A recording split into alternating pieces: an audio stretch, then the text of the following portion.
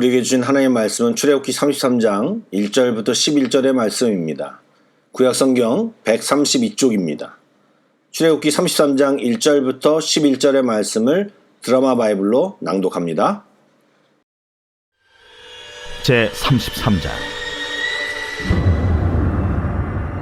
여호와께서 모세에게 이르시되 너는 네가 애굽 땅에서 인도하여 낸 백성과 함께 여기를 떠나서 내가 아브라함과 이삭과 야곱에게 맹세하여 네 자손에게 주기로 한 그 땅으로 올라가라.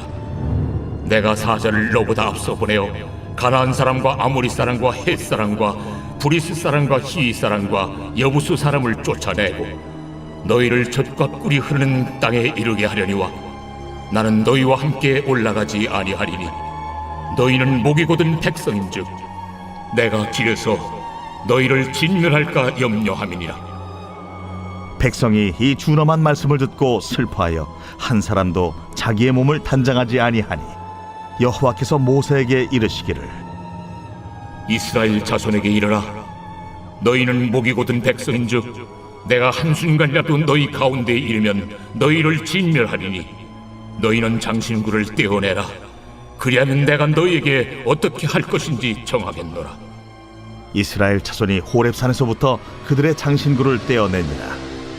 모세가 항상 장막을 취하여 진 밖에 쳐서 진과 멀리 떠나게 하고 회막이라 이름하니 여호와를 앙무하는 자는 다 진 바깥 회막으로 나아가며 모세가 회막으로 나아갈 때에는 백성이 다 일어나 자기 장막문에 서서 모세가 회막에 들어가기까지 바라보며 모세가 회막에 들어갈 때에 구름 기둥이 내려 회막문에 서며 여호와께서 모세와 말씀하시니 모든 백성이 회막문에 구름 기둥이 서 있는 것을 보고 다 일어나 각기 장막문에 서서 예배하며 사람이 자기의 친구와 이야기함 같이 여호와께서는 모세와 대면하여 말씀하시며 모세는 진으로 돌아오나 눈의 아들 젊은 수종자 여호수아는 회막을 떠나지 아니하니라. 샬롬, 오늘 주의 은혜가 우리 모두의 삶 가운데 충만하기를 축복합니다. 또한 말씀의 은혜와 깨달음이 있기를 간절히 소원합니다. 아멘. 오늘 읽은 본문 1절 말씀을 제가 한번 다시 읽어보기를 원합니다. 여호와께서 모세에게 이르시되 너는 내가 애굽 땅에서 인도하여 낸 백성과 함께 여기를 떠나서 내가 아브라함과 이삭과 야곱에게 맹세하여 내 자손에게 주기로 한 그 땅으로 올라가라. 아멘. 여러분 들으시면서 조금 이상한 것을 못 느끼셨습니까?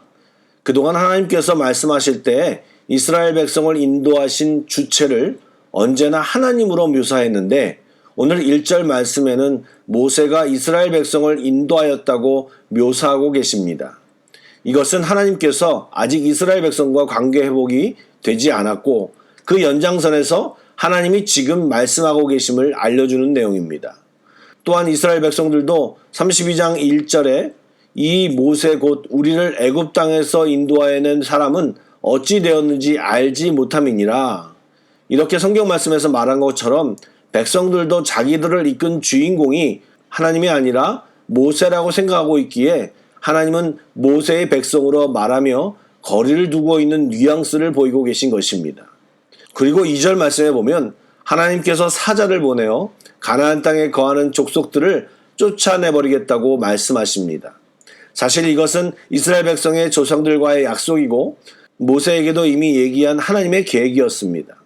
그 약속대로 계획대로 이스라엘 백성을 거기에 이르게 하겠다고 말씀하십니다. 그런데 그렇게 인도는 하겠는데 나는 이스라엘 백성과 동행하지 않겠다. 이 말은 외형적인 약속은 내가 지키겠지만 정말 내가 하고 싶었던 이스라엘 백성의 하나님이 되어주겠다라고 하는 그 마음의 약속은 폐기하겠다라고 하는 선언인 것입니다. 여러분, 지금 왜 이 상황이 생겼습니까? 왜 하나님과 이스라엘 사이에 간극이 생겼나요? 홍해까지 가르고 만나와 메추라기를 먹이면서 이곳까지 데려왔는데 왜 이렇게 되었을까요? 바로 우상 숭배를 하는 죄악 때문이었습니다. 여러분 혹시 하나님을 떠나고 싶은 마음을 가지고 계십니까? 성경에 보면 그런 마음을 행동으로 옮긴 사람을 소개한 비유의 주인공이 누구입니까? 탕자입니다. 탕자의 삶의 결과가 무엇이었습니까? 여러분 기억하십니까? 사람으로서 돼지 쥐염 열매를 먹는 신세가 되었습니다. 이 말은 하나님과 함께하지 않는 삶은 그 결국이 우리의 존엄성과 우리의 가치가 지켜지지 않는다라는 이야기입니다. 우상숭배는 하나님을 떠나는 것입니다. 하나님을 떠나서 갖게 되는 것은 모두 사람의 존엄성을 파기하게 되어 있습니다. 사람은 주님 곁에 있을 때 가장 빛이 나도록 창조되었습니다. 하나님 곁에 있다는 것은 하나님과 관계가 회복되고 동행한다라는 의미입니다.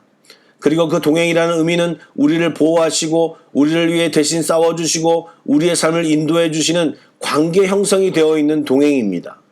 우리 삶에서 이것을 누리는 것이 축복입니다.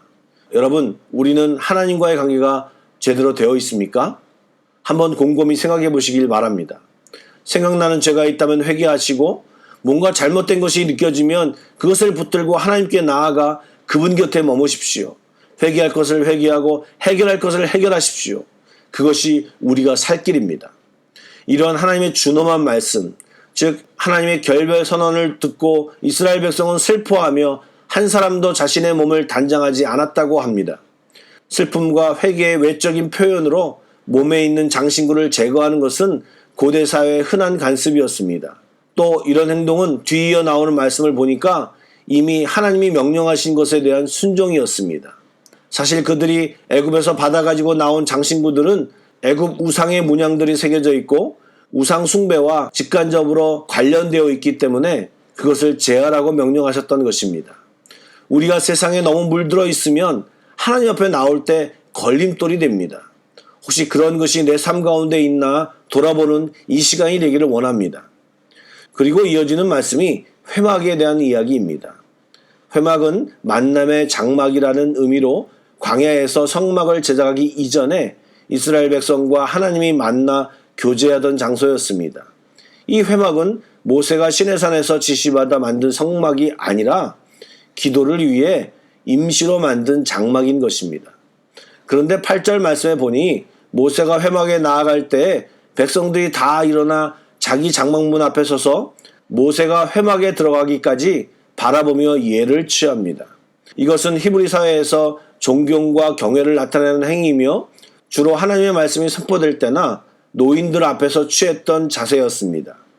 이것은 이스라엘 백성들이 직접 회막에 들어가지는 못했지만 모세가 회막에 들어갈 때 그들도 함께 하나님 앞으로 나아가는 심정으로 경건한 자세를 갖추고 주의 깊게 모세의 태도와 하나님의 응답에 주목하고 있음을 보여주는 것입니다.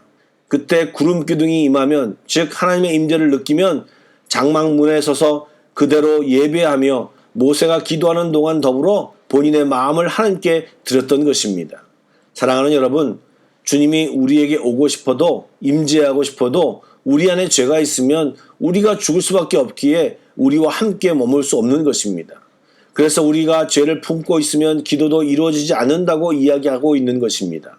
그러나 자신의 잘못을 깨닫고 주님 앞에 나아가 어떻게든 관계 회복을 노력하는 자는 주님이 언제나 함께 하시고 회복시켜 주십니다. 주님은 우리의 중심을 보십니다. 형식과 보이는 것에 마음을 빼앗기는 분이 아니십니다. 그러기에 모세가 회막 가운데 나아가는 모습을 보고 진심으로 나아오니 하나님의 임재가 임하고 그 임재는 모세에게만 임한 것이 아니고 장막문에서 예를 보인 모두에게 임한 것입니다. 여러분, 이렇게 하나님에 대한 기도는, 하나님에 대한 마음은 일방통행이 아니고 쌍방통행입니다. 특별히 오늘 11절 말씀은 너무나도 부러운 말씀입니다. 모세와 하나님과의 관계가 마치 친구에게 이야기하는 것처럼 하나님을 대면하여 모세가 이야기하였다라고 말합니다. 이것이 신앙의 실력입니다. 그래서 하나님과 친밀함이 능력이라는 말이 나오는 것입니다. 저를 포함한 많은 분들이 모세와 같이 되고 싶다라고 생각을 합니다. 그런데 그렇게 잘 안 되는 것은 두 가지 이유가 있습니다. 하나님 앞에 신실하게 살지 못하는 것이고 하나님 앞에 실제 나아가 기도하는 것에 대하여 덜 익숙하기 때문입니다. 기도를 머리만으로 하고 이해만 하고 실제 기도하지 않기 때문입니다. 그리고 기도할 때 하나님과 대화하는 것처럼 해보시기 바랍니다. 예를 들면, 하나님, 그건 정말 이해가 되지 않습니다. 하나님, 제 마음을 아십니까? 저 너무 답답해요. 알려주세요. 이런 식으로 하나님 앞에 묻는 기도를 해보시기 바랍니다. 마치 청구서를 드리는 것처럼 이거 해주시고 저거 해주시고 그렇게 해주실 줄 믿습니다. 아멘! 그것은 대표 기도 때는 모르지만 개인기도 때는 조금 다르게 하나님 앞에 묻고 하나님 앞에 질문하고 여유를 가지고 때로는 격정적으로 기도도 해보시고 때로는 하나님 말씀해달라고 때를 써보기도 하시고 그리고 기다려보기도 하시고 그러한 다양한 시간을 한번 가져보시기 바랍니다. 그럴 때 하나님이 여러분과 함께 하실 것이고 하나님과의 친밀함은 만들어질 것입니다. 그렇게 다양한 시간 뒤에 하나님과 친밀해질 수 있는 관계가 되는 것입니다. 이 아침에 새벽 예배를 드리는 모든 분들에게 하나님과 친밀함을 누리는 귀한 은혜가 있기를 간절히 소망합니다. 모세의 회막에 임하였던 하나님의 임재가 지금 기도하는 여러분들에게 임하는 놀라운 축복의 장소가 되기를 예수님의 이름으로 축복합니다. 아멘. 기도하겠습니다. 사랑의 하나님, 계속 이스라엘 백성의 잘못과 회개의 과정을 보면서 우리도 우리의 죄악을 돌아보길 원합니다. 주 안에서 잘못된 것이 있다면 회개케 하여 주시고 사람과의 관계 속에서 우리의 잘못과 허물이 있다면 회개하게 하시고 지혜를 주셔서 잘 행동할 수 있게 하여 주시옵소서. 그래서 주님과의 관계가 바로서고 사람들과의 관계도 바로서서 아름다운 주의 자녀로 이 땅에서 살게 하여 주시옵소서. 우리 자신이 주님과 얼마나 친밀한 관계가 있는지를 돌아보게 하여 주시고 기도할 때 하나님과 깊은 교제를 나누는 우리 모두가 되게 하여 주시옵소서. 살아계신 예수님의 이름으로 기도드립니다. 아멘. 찬양 한 곡을 묵상하시고 합심 기도와 개인 기도로 나아가겠습니다.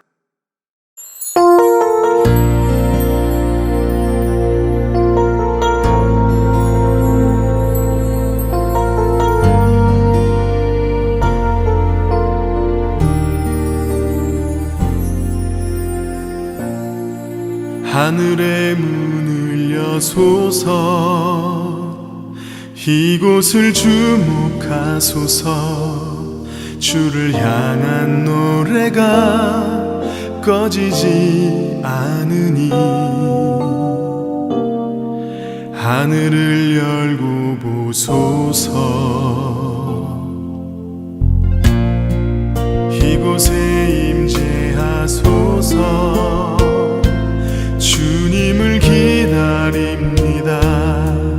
기도의 향기가 하늘에 닿으니 주여 임재하여 주소서. 이곳에 오셔서 이곳에 앉으소서.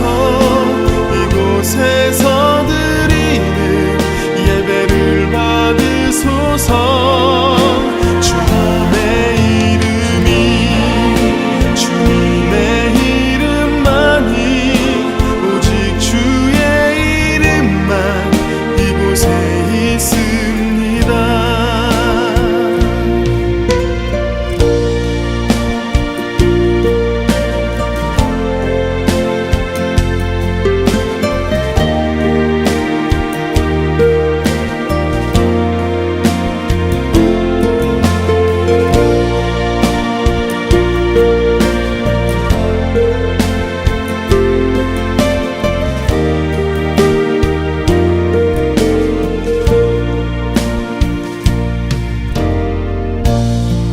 하늘의 문을 여소서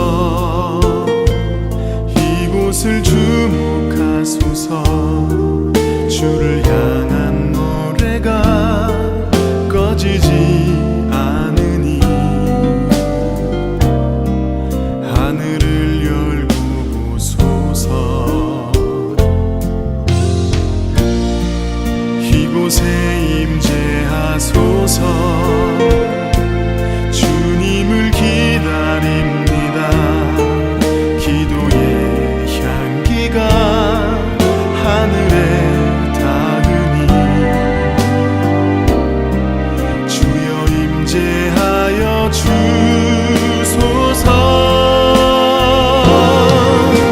이곳에 오셔서 이곳에 앉으소서.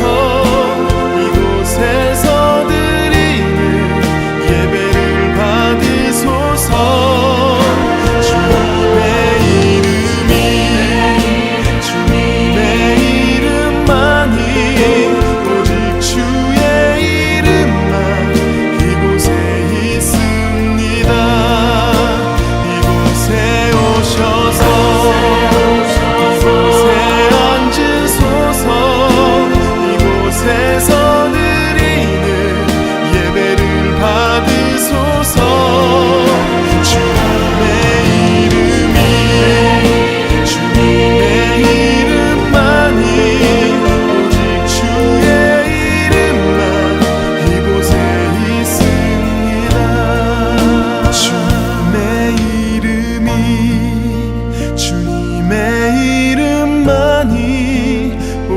주의 이름만 이곳에 있음